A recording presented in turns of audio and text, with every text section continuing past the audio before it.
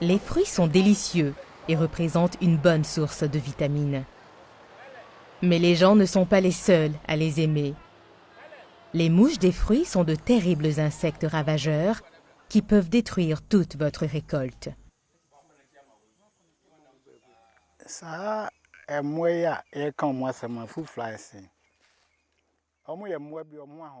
Ces mouches des fruits sont des insectes très gênants. Elles diffèrent des autres mouches, car l'extrémité de leur abdomen est munie d'une sorte d'aiguille qu'elles utilisent pour percer les fruits et y injecter leurs œufs. Peu après, les œufs contenus dans le fruit éclosent en verre, ce qui fait tomber le fruit.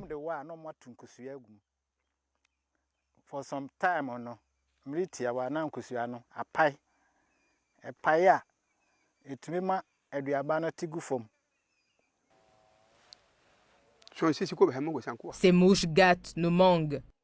Avant, je ne prenais aucune mesure et au lieu de 100 000 francs, mes mangues me rapportaient seulement 50 000 francs, tellement de mangues tombaient et pourrissaient.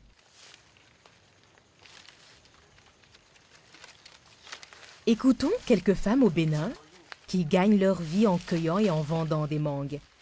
Plutôt que d'avoir peur des fourmis, elles préfèrent cueillir les fruits des arbres avec des fourmis tisserandes parce que ces fruits ne se gâteront pas.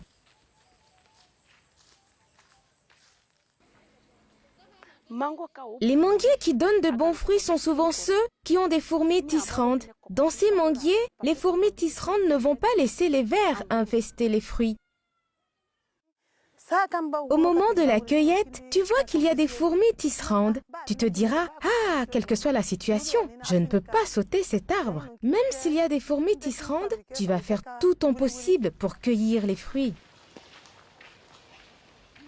Dans cette vidéo, nous allons en apprendre davantage sur les fourmis tisserandes et comment elles aident à contrôler les mouches des fruits. Les fourmis tisserandes protègent en permanence leurs arbres hôtes pour éloigner tous les intrus, y compris des mouches des fruits.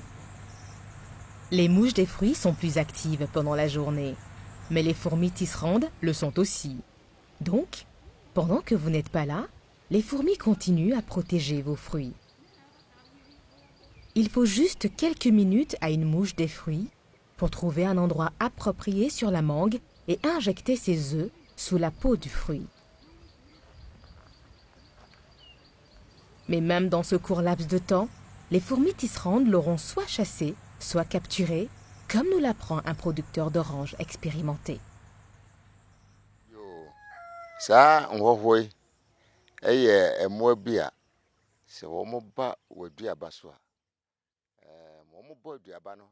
Quand les fourmis rouges viennent dans votre verger, elles protègent les fruits. Lorsque les insectes comme les mouches des fruits et d'autres y viennent, ces fourmis rouges appelées fourmis tisserandes vont les attraper et les manger.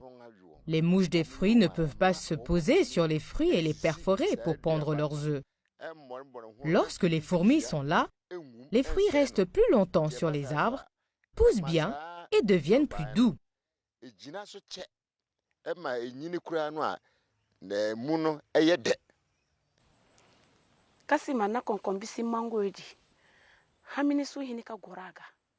Avec les fourmis rouges, les mouches ne peuvent pas se poser sur les mangues. Seules les fourmis rouges le peuvent.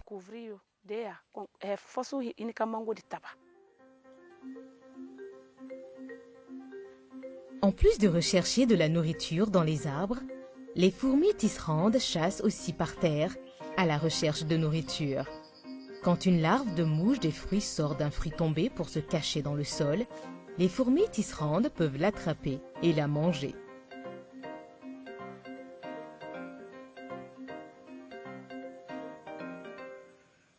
En plus de chasser et de capturer des mouches des fruits, il y a une troisième façon invisible dont les fourmis tisserandes aident à contrôler les mouches des fruits.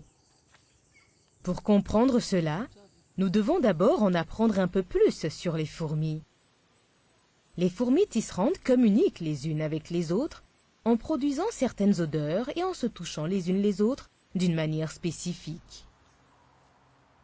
Une famille ou bien colonie de fourmis tisserandes est composée de centaines de milliers de membres.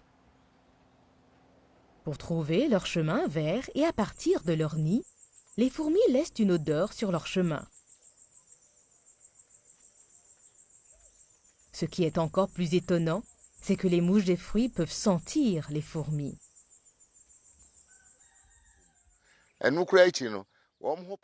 Leur odeur aide. Quand les autres insectes arrivent et détectent l'odeur des fourmis rouges, ils ne peuvent pas entrer. Ils courent, ils s'enfuient.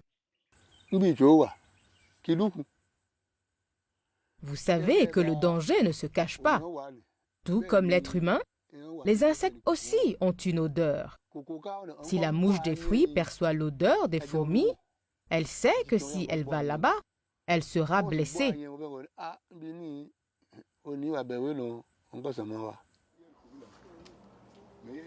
Plus les arbres ont des nids de fourmis rouges, plus votre verger sera protégé.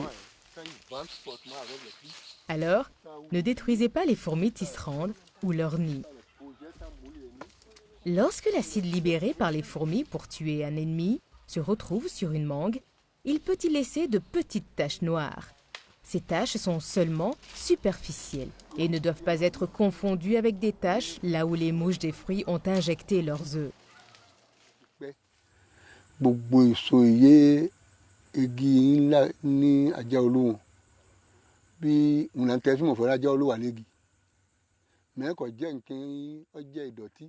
Les petites taches des fourmis rouges sur les mangues ne sont pas un problème pour les fruits. Au contraire, leur présence est une preuve de la bonne qualité des fruits.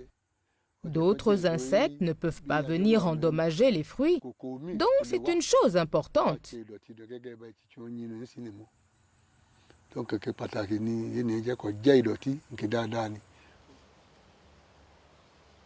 Maintenant que nous savons que les fourmis tisserandes contribuent à améliorer la qualité des fruits et limitent les pertes causées par les mouches des fruits, voyons comment réduire leur nuisance.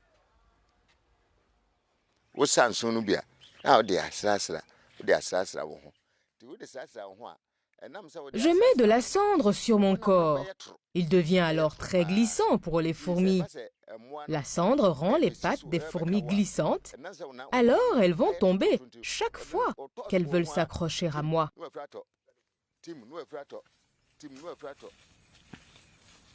Les fourmis tisserandes sont les amis des producteurs qui protègent les vergers jour et nuit. Mais pour lutter contre les mouches des fruits, les fourmis seules ne suffisent pas. Combinez toujours la promotion des fourmis tisserandes avec d'autres méthodes comme les pièges, le ramassage et la destruction des fruits tombés.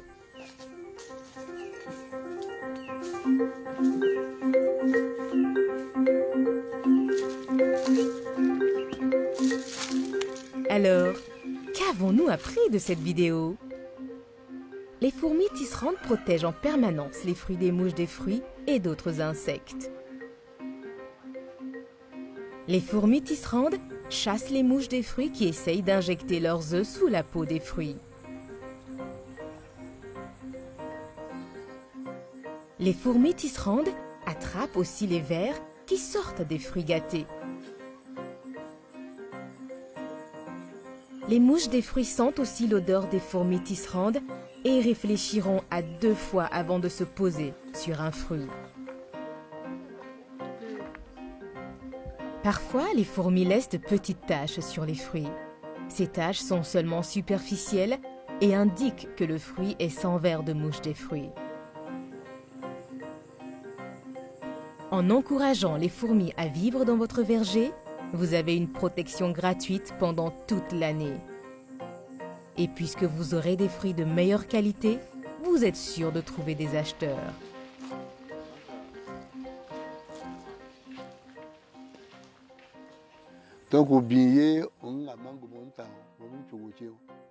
Les femmes qui font le commerce de fruits savent qu'en achetant des fruits provenant des arbres avec fourmis rouges, elles n'auront pas de pertes, même si elles les conservent longtemps. Alors que dans les fruits des arbres sans fourmis rouges, les mouches vont pondre leurs œufs et les fruits vont vite se gâter.